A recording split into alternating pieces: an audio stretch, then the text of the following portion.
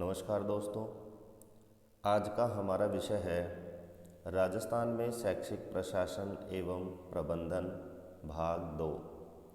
जैसा कल हमने वीडियो अपलोड किया है उसकी यूनिट भी राजस्थान में शैक्षिक प्रशासन एवं प्रबंधन ही था, लेकिन उसका विषय विस्तृत होने के कारण इसके 2 पार्ट बनाए गए हैं। तो आज हम दूसरे पार्ट पर चर्चा करेंगे और इस पार्ट में यूनिट नंबर 2 के छूटे हुए सभी बिंदुओं को शामिल किया गया है और इस वीडियो के अंत में इस यूनिट से संबंधित जो महत्वपूर्ण तथ्य हैं उनको भी शामिल किया गया है, जो परीक्षा की दृष्टि से अति महत्वपूर्ण है। तो आगे बढ़ते हैं। यूनिट नंबर 2, राजस्थान में शैक्षिक प्रशासन एवं प्रबंधन। राजस्थान में शैक्षिक प्रबंधन एवं प्रशासन, ये हमारी यूनिट का नाम था, जो हमने इसके बारे में कल पढ़ा था। उससे शेष रहे बिंदु हम इस वीडियो में देखेंगे। तो सबसे पहले हम देखते हैं राजस्थान प्रारंभिक शिक्षा। तो राजस्थान प्रारंभिक शिक्षा का कार्य निदेशालय प्रारंभिक शिक्षा के द्वारा किया जा रहा है। ये हमने कल देखा कि 1950 में प्रारंभिक और माध्यमिक निदेशालय एक ही संस्था थी, लेकिन 1997 में उनको पृथक कर दिया गया और 1 जनवरी 1998 से प्रारंभिक शिक्षा निदेशालय स्वतंत्र रूप से कार्य कर रहा है। तो ये हमने कल भी देखा कि राजस्थान प्रारंभिक शिक्षा का जो कार्य है वो निदेशालय प्रारंभिक शिक्षा के द्वारा किया जा रहा है। तो कौन कौन से कार्य किए जा रहे हैं उसके बारे में यहाँ हम देखेंगे। तो प्रारंभिक शिक्षा विभाग के कार्य, प्रारंभिक शिक्षा नीतियों का क्रियान्वयन, यानी सचिवालय जो नीतियाँ निर्मित करता है, नीतियों का जो निर्माण करता है, उनको प्राथमिक शिक्षा में लागू करने का, क्रियान्वित करने का जो कार्य है वो प्रारंभिक शिक्षा निदेशालय का है। दूसरा कार्य है प्रबंधन एवं प्रशासन, यानी प्राथमिक स्तर की शिक्षा का जो प्रबंधन और प्रशासन है वो भी प्रारंभिक शिक्षा निदेशालय के अधीन ही है। तीसरा कार्य है शिक्षा का विस्तार करना और चौथा इसका मुख्य कार्य है साक्षरता को बढ़ावा देना। तो ये थे प्रारंभिक शिक्षा विभाग के कार्य। स्क्रीनशॉट लेकर के आप अपने नोटबुक में इनको आसानी से नोट कर सकते हैं। उसके बाद में है राजस्थान प्रारंभिक शिक्षा विभागीय संस्थाएं। ये संस्थाएं 2 प्रकार की हैं। तो सबसे महत्वपूर्ण बिंदु है, परीक्षा में प्रश्न पूछेगा, किसी संस्था का नाम देगा और उसमें पूछेगा कि ये संस्था राजकीय संस्था है या फिर स्वायत्त शासी संस्था। दूसरा, इस बिंदु में प्रश्न बनता है कि ये संस्था प्रारंभिक शिक्षा निदेशालय विभागीय संस्था है या माध्यमिक शिक्षा से संबंधित संस्थाएं हैं। तीसरा इसका महत्वपूर्ण बिंदु है कि इस संस्था की स्थापना कब हुई। तो मुख्य जो संस्थाएं उनकी स्थापना भी हम आगे पढ़ेंगे। तो इस बिंदु से आपको 3 प्रश्न याद रखना है। राजकीय संस्था को अलग याद रखना है, स्वायत्त शासित संस्था को अलग से याद रखना है, प्रारंभिक शिक्षा विभागीय संस्थाओं को अलग से याद रखना है और माध्यमिक शिक्षा विभागीय संस्थाओं को अलग से याद रखना है। तो 2 प्रकार की संस्थाएं यहाँ हैं, राजकीय और स्वायत्त शासी। राजकीय संस्थाएं वे संस्थाएं हैं जिन पर पूर्ण अधिकार सरकार का होता है और स्वायत्त शासी संस्थाएं वे हैं जो सरकार के पूर्ण अधिकार क्षेत्र से बाहर रहती हैं। तो देखते हैं सबसे पहले राजकीय संस्थाएं कौन कौन सी हैं। राजकीय संस्थाओं में पहली संस्था है निदेशालय प्रारंभिक शिक्षा राजस्थान बीकानेर। स्थापना माने तो 1950 पृथक किया गया, 1997 में कार्य प्रारंभ हुआ 1 जनवरी 1998 और यह सबसे शीर्ष इकाई है निदेशालय प्रारंभिक शिक्षा, जिसका मुख्यालय है बीकानेर। तो महत्वपूर्ण बिंदु ये भी याद रखना है कि कौन सी संस्था का मुख्यालय कौन सी जगह पर है। तो इसका है बीकानेर। दूसरा है निदेशालय साक्षरता एवं सतत शिक्षा राजस्थान, और इसका मुख्यालय है जयपुर। ये भी राजकीय संस्था है और प्रारंभिक शिक्षा के लिए कार्य करने वाली संस्था है। तीसरी जो संस्था है वह पंजीयक शिक्षा विभागीय परीक्षाएं, इसका मुख्यालय है बीकानेर। और चौथी जो संस्था वो है जिला शिक्षा एवं प्रशिक्षण संस्थान डाइट। अब यहाँ देखने की बात है कि डाइट, ये इसमें मुख्यालय इसलिए नहीं लिखा है कि ये प्रत्येक जिले पर कार्यरत एक संस्था है, और इसके बारे में आपके जो आगामी वीडियो होंगे उसमें डिटेल से पढ़ेंगे, क्योंकि डाइट आपके कोर्स में है। तो इसमें कौन कौन से संस्थाएं हैं, मुख्यालय कहाँ है, मुख्य कार्य क्या है, फुल फॉर्म क्या है, ये एक अलग से वीडियो होगा। उसके बाद हैं स्वायत्त शासी संस्थाएं। तो स्वायत्त शासी संस्थाओं में पहली संस्था है राजस्थान प्रारंभिक शिक्षा परिषद जयपुर। दूसरी है राजस्थान शिक्षा कर्मी बोर्ड जयपुर। तीसरी है राजस्थान मदरसा बोर्ड जयपुर। चौथी है राजस्थान राज्य पाठ्य पुस्तक मंडल जयपुर। तो यहाँ हम यदि याद रखना चाहें तो स्वायत्त शासी जो संस्थाएं हैं, जो 4 संस्थाएं हैं, उनका जो मुख्यालय है वो जयपुर है। उसके बाद में जो एक संस्था है जिसका नाम है राजस्थान राज्य शैक्षिक अनुसंधान एवं प्रशिक्षण संस्थान उदयपुर।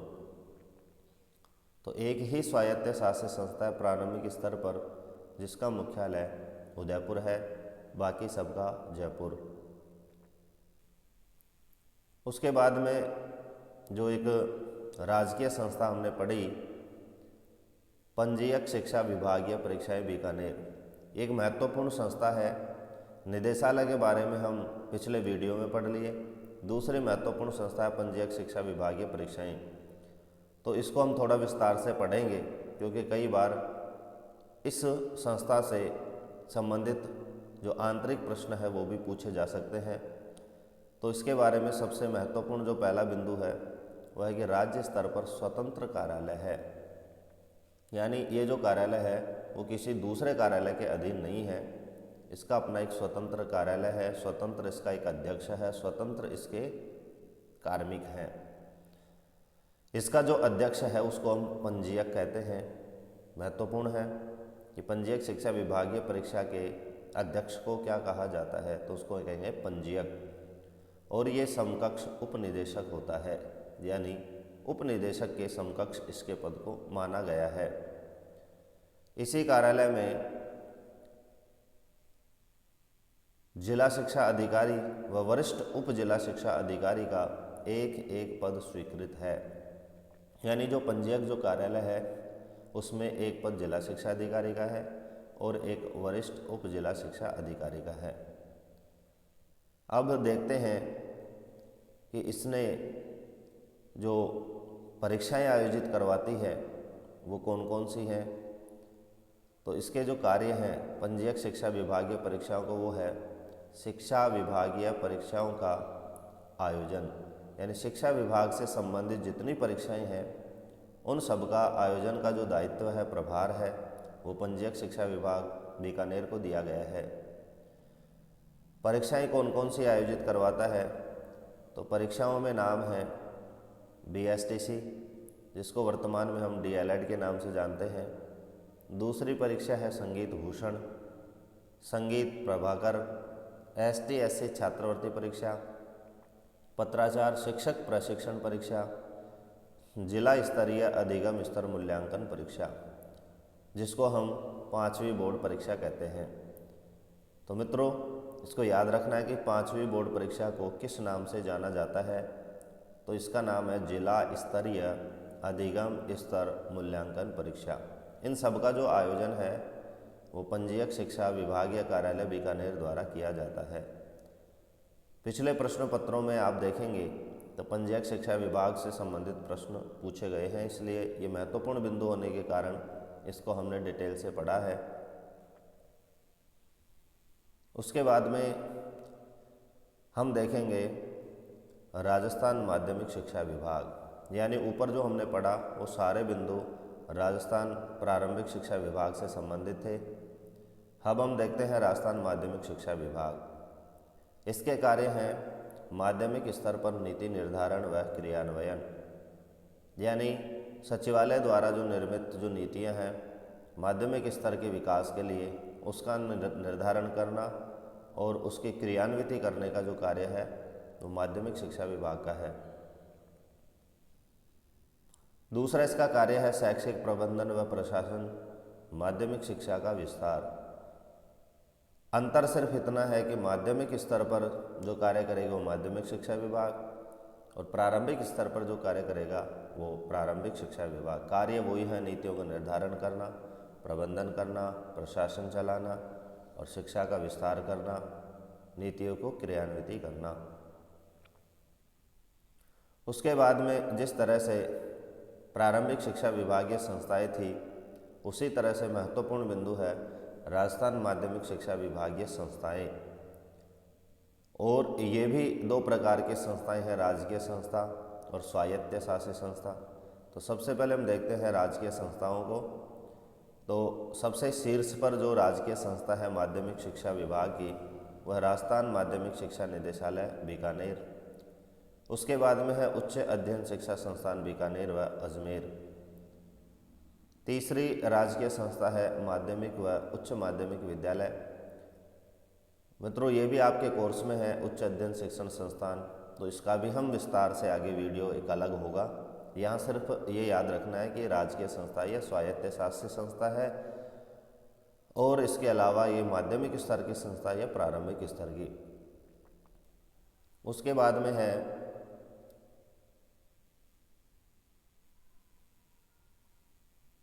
स्वायत्त शासी संस्थाएं।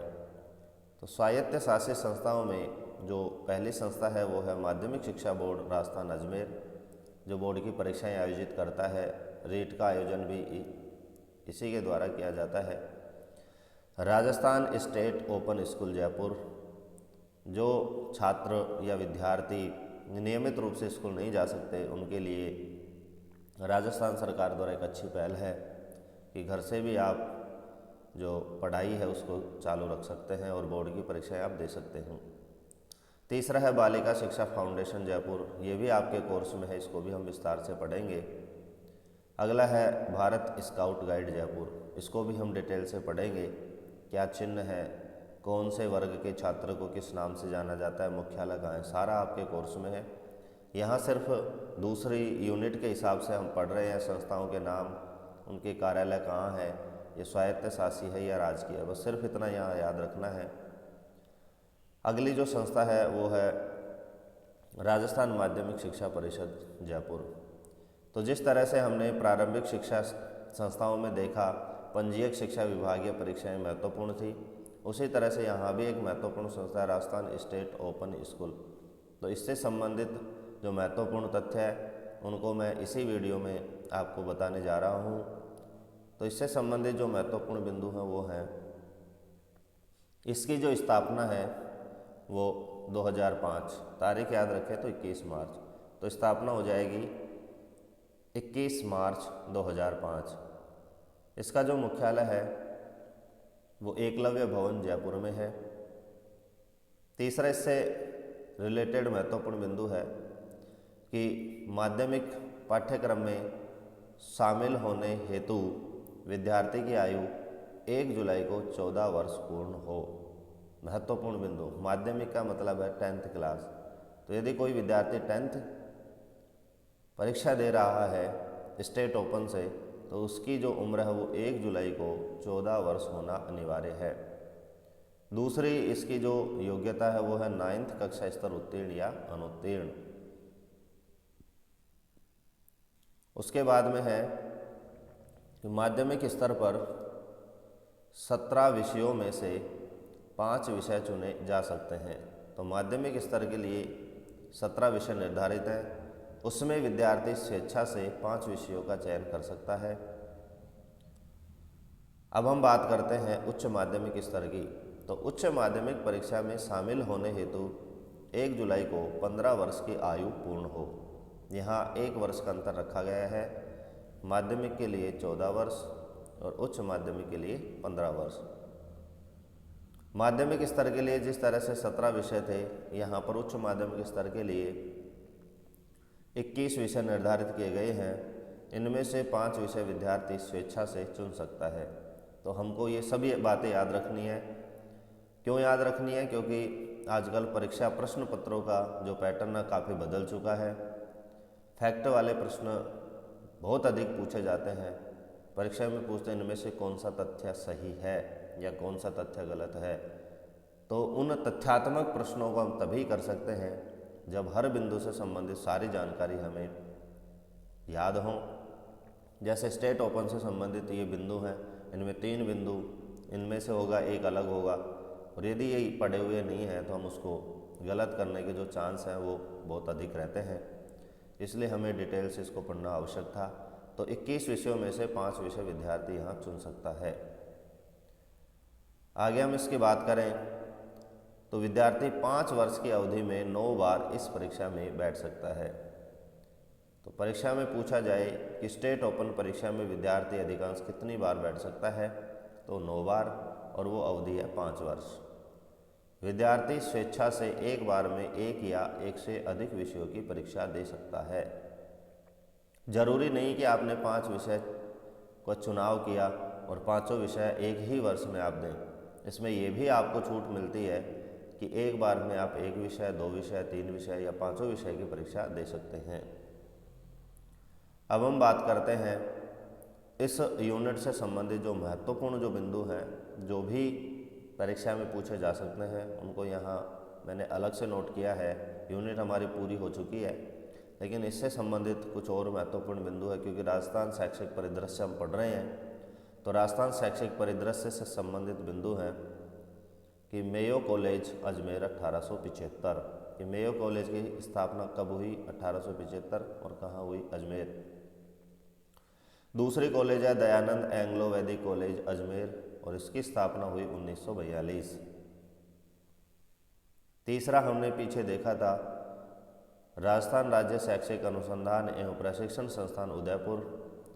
इसका जो कार्य है वो शैक्षिक अनुसंधान करना, पाठ्यक्रम का निर्माण करना और प्रशिक्षण कार्य हेतु ये कार्यरत संस्था है, और ये एक नोडल संस्था इन तीनों कार्यों की, शैक्षिक अनुसंधान की, पाठ्यक्रम निर्माण की और प्रशिक्षण कार्य हेतु। अगला है डाइट में जिला शिक्षा अधिकारी के समानांतर डाइट का प्राचार्य होता है। तो जो डाइट का प्राचार्य है वो एक जिला शिक्षा अधिकारी के समकक्ष पद का व्यक्ति होता है। डाइट क्या है वो हमने कहा था कि अलग से एक वीडियो होगा, उसमें हम पढ़ेंगे। हमारे एक संस्था थी मदरसा बोर्ड जयपुर, इसकी स्थापना हुई थी 27 जनवरी 2003। अगला हमारा अन्य महत्वपूर्ण बिंदु है कि कक्षा 1 से 12 तक की पाठ्य पुस्तकों के मुद्रण और वितरण दोनों का जो कार्य है वो राजस्थान राज्य पाठ्य पुस्तक मंडल जयपुर द्वारा किया जाता है। ये एक स्वायत्त शासी संस्था हमने पढ़ी थी। तो जो 1 से और 12 तक जो निःशुल्क पाठ्य पुस्तकें वितरित की जाती है राजकीय विद्यालयों में, उनके मुद्रण और वितरण का जो कार्य है वो दोनों ही राजस्थान राज्य पाठ्य पुस्तक मंडल जयपुर द्वारा किए जा रहे हैं। अगला महत्वपूर्ण बिंदु है राजस्थान माध्यमिक शिक्षा परिषद जयपुर। इसकी जो स्थापना है वो 3 फरवरी 2009 को शिक्षा संकुल जयपुर में हुई थी। तो ये थे हमारे महत्वपूर्ण बिंदु जो परीक्षा की दृष्टि से बहुत महत्वपूर्ण थे। अगला जो बिंदु है वो है विभागीय मासिक पत्रिका शिविर का प्रकाशन निदेशालय माध्यमिक शिक्षा विभाग राजस्थान बीकानेर द्वारा किया जाता है। महत्वपूर्ण शिक्षा विभाग की एक पत्रिका है, मासिक पत्रिका है। याद रखना है कि शिविरा एक मासिक पत्रिका है और ये शिक्षा विभागीय पत्रिका है, और इसका जो संपादन है वो निदेशालय माध्यमिक शिक्षा विभाग राजस्थान बीकानेर द्वारा किया जाता है।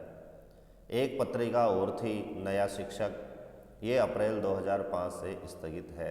तो ये डेट याद रखनी है कि नया शिक्षक पत्रिका स्थगित कब हुई? तो अप्रैल 2005। अगला जो महत्वपूर्ण बिंदु है जो वर्तमान में जो सबसे हाईलाइटेड रहता है विद्यालयों में वो है MDM, मिड डे मील। मध्याह्न भोजन, मिड यानी मध्याह्न जो भोजन होता है, डे यानी दिन, मील यानी भोजन। इसका जो आयुक्तालय है वो जयपुर में है। तो इससे महत्वपूर्ण जो बिंदु है वो हम पढ़ेंगे। MDM 15 अगस्त 1995 से पूरे देश में लागू।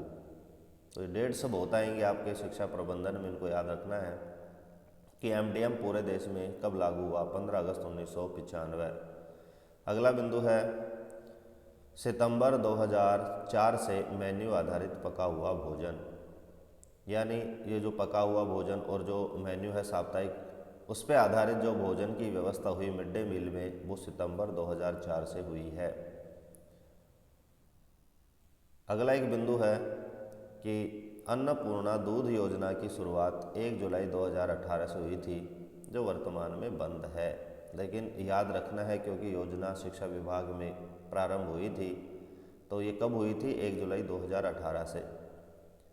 कक्षा 1 से 5 के विद्यार्थियों को इसमें 150 मिलीलीटर दूध दिया जाता था, व कक्षा 6 से 8 के बच्चों को 200 मिलीलीटर दूध की इसमें व्यवस्था थी।